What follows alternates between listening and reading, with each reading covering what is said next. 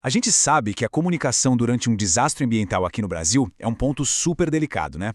Pois é, hoje vamos analisar um projeto de intervenção que mergulha a fundo nesse tema: comunicação estratégica e colaboração na defesa civil. Um estudo sobre desastres ambientais no Brasil. E, para deixar claro, todo esse material que a gente vai ver aqui é baseado no trabalho de conclusão de curso do Arthur Silvério dos Santos. Ele foi orientado pelo professor Luiz Gustavo Schroeder e Braga, e o trabalho é da especialização em Gestão Pública em Proteção e Defesa Civil, lá da Universidade Federal de Juiz de Fora, concluído em 2025. É um projeto super importante que, sem dúvida, ajuda a gente a entender melhor os enormes desafios da comunicação em momentos de crise.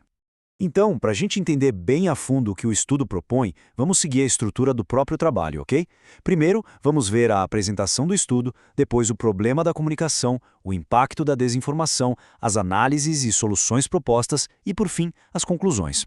Vamos começar, então, pela apresentação do estudo. Qual é o ponto de partida, a base dessa investigação sobre comunicação em desastres? Então, o ponto central do estudo é um problema que a gente vê acontecer bastante: a falta de uma comunicação bem planejada, bem amarrada, entre o setor público e o setor privado no Brasil quando um desastre acontece. Essa falha, que muitas vezes é fruto de burocracia e da falta de canais claros, acaba piorando e muito os impactos sociais, econômicos e também os ambientais. Ok, entendido o problema geral, vamos agora aprofundar um pouco mais nisso. Como é que essa falha de comunicação aparece na prática, na hora que a crise está acontecendo de verdade? Isso leva a gente para a pergunta que é talvez o coração da pesquisa, né? Por que a comunicação coordenada, que é algo tão essencial, parece falhar com tanta frequência justamente no momento em que a gente mais precisa dela? E o estudo mostra que esse problema não é de um tipo só de desastre, ele é bem mais amplo. O autor compara duas situações muito diferentes: Brumadinho, um desastre tecnológico, onde a falta de coordenação impediu que as pessoas fossem evacuadas a tempo, e as enchentes no Rio Grande do Sul, um desastre climático, onde mesmo com os avisos chegando antes, a falta de articulação prejudicou demais a resposta. Ou seja, a falha é a mesma, e as consequências são sempre trágicas. E as consequências dessa falha? Bom, elas são bem severas.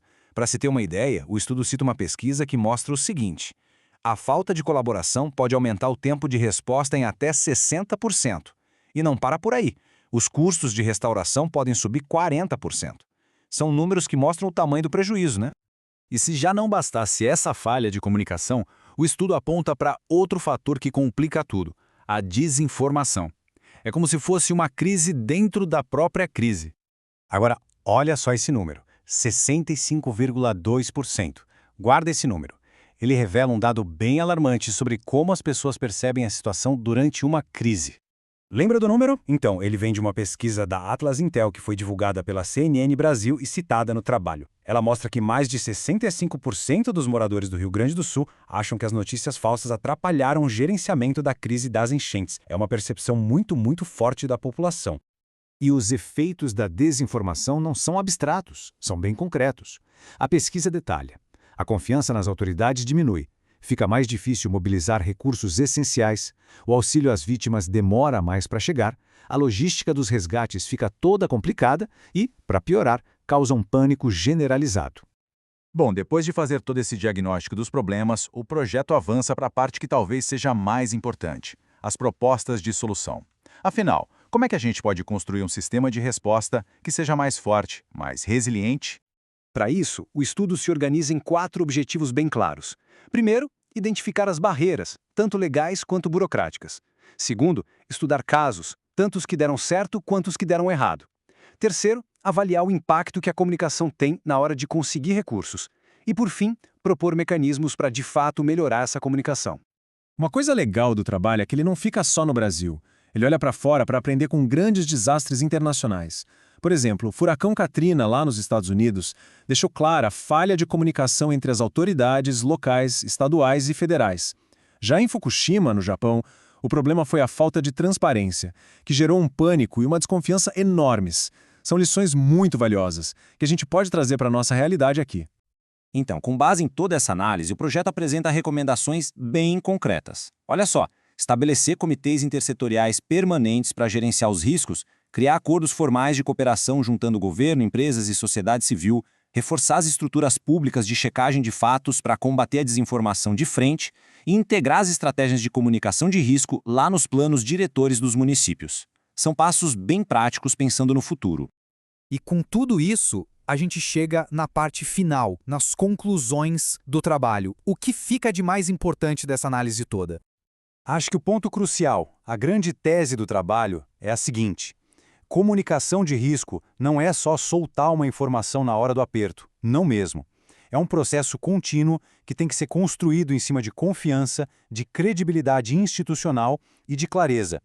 E isso tem que ser feito muito antes de qualquer crise estourar. Por tudo isso, dá para dizer que esse projeto de intervenção oferece uma análise crítica, sabe? E muito bem estruturada. É, sem dúvida, uma contribuição super significativa para a gente pensar em políticas públicas mais eficazes para a gestão de desastres no Brasil. E isso reforça o compromisso da universidade de formar profissionais capacitados, éticos e críticos para lidar com os desafios do nosso tempo. E o trabalho fecha deixando uma reflexão importante no ar para todos nós. Como a gente pode garantir que uma comunicação clara e confiável se torne de fato a base, o alicerce da nossa resposta a futuros desastres ambientais? Bom, e antes de fechar, um aviso importante. Esta apresentação foi uma síntese automatizada, produzida com o apoio de inteligência artificial, a partir do trabalho acadêmico original. E para ajudar que informações qualificadas como esta cheguem a mais gente, considere seguir o nosso canal, curtir esse conteúdo e, claro, compartilhar.